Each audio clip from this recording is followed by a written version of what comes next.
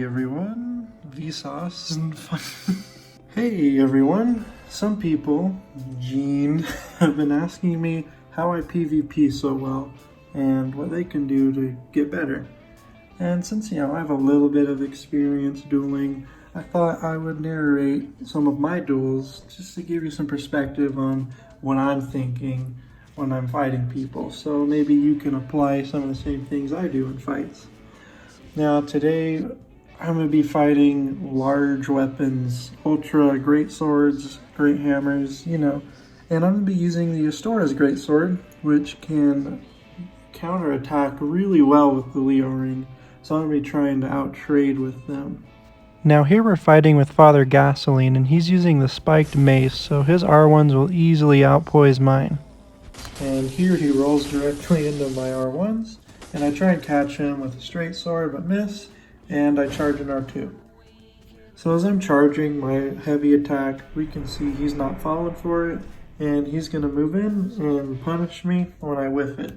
So what I do is I steer it away 180 degrees, moving me away from him so I can dodge his attack. And this is called abandoning attacks, and it's really important for using, almost any weapon. Now he's one-handing his great hammer, making it pretty obvious he wants to get a parry, because why else would you one-hand that? And you want to look out for things like this. You see someone take out a parry tool, especially with something like a halberd or a great sword or a great hammer, it means they're going to start trying to parry you, so you want to mix up your attack patterns. I like to dance in and out of range to try and bait out attacks so I can space and hit him. And since I see he doesn't have a parry tool out anymore, I throw a charge. And after this poke here, see how I use bundles in between my R1s? Here we see him throwing a rolling attack after I miss a heavy. Now we know I can't poise through his normal R1s, but I know that I can poise through his rolling R1s easy. So after my next heavy I miss, I just trade with him. And I don't know why I pointed down at him. Gas is really nice.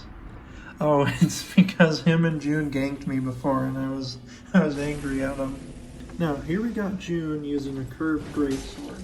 She has speed on me, but I know with an ultra I have poise and range on her.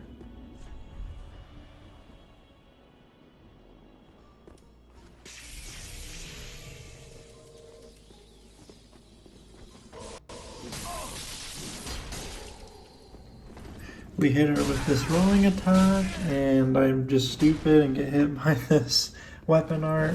Delay my dodge backwards, dancing in and out of range, waiting for an opportunity to trade, and boom, Leo ring. And I know I can easy poise through her curved sword, so I swing again. Here she brings out her own ultra great sword to poke me, but I abandoned my attack like I said earlier. Now I misjudged her range and I hit an R1, luckily not the second, but now I'll make sure to roll even if it looks like it's not going to hit me because I know she has phantom range. I can easily die in one R1 combo, and we've seen she's been pretty happy about using R1s, so I decided to use my straight sword and circle strafe her and get this easy backstab. And we point down a little bit because she was being mean to me. So June is dead, but don't worry because she'll be coming back here in a little bit. Now, the three main ways I deal with big ass weapons are out trading, which is what we've been doing, spacing, and outspeeding. Now the former being easier, whereas all you really need is a bigger sword than the other person, and the latter two being decently harder. Now, with spacing against ultra great weapons, since they tend to be the longest, you want decently long weapons, spears, great swords, and halberds. And what you want to do is attack right after they do in the perfect spot so that their swing misses you and yours hits them. It's really specific, that's why it's called spacing. It's a really specific timing and positioning that you want to do so you dodge their attack and hit them with yours as you come in. Now this technique extends far beyond just fighting ultra great weapons. Spacing is really a core of PvP, and yeah, I'll probably make a guide on that. And outspeeding is where you'll dodge their first swing and use your faster weapon to interrupt their hyper armor before their second swing starts. I do this by, dancing out of range and their first attack goes, and I'll do a running attack and interrupt them. Rinse and repeat. You can do it with rolling attacks, but that makes it a little harder on yourself. So here we got another duel with June, and this one perfectly illustrates what I mean by spacing. And June's using an ultra greatsword just like me, and she's buffing again. I try and hit her with a dual charm, I miss, and boom, Leo ring hit counter. Now watch closely, this is exactly what I mean by spacing. You see her miss the third swing, and notice how I start my R1 just shy of her fourth swing, dodging hers and hitting mine. This is back-to-back perfect spacing. See how she starts her charged heavy, and I start mine right before it hits, dodging it. And to finish off the point, I take out my straight sword and start spamming. She makes the mistake of rolling into it. Never roll into a straight sword.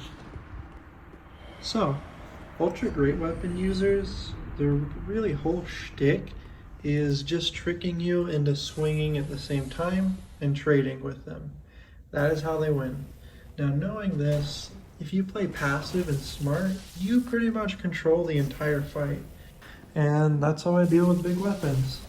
It is not easy dealing with them, and it can be really demoralizing to lose half of your health after trading with one.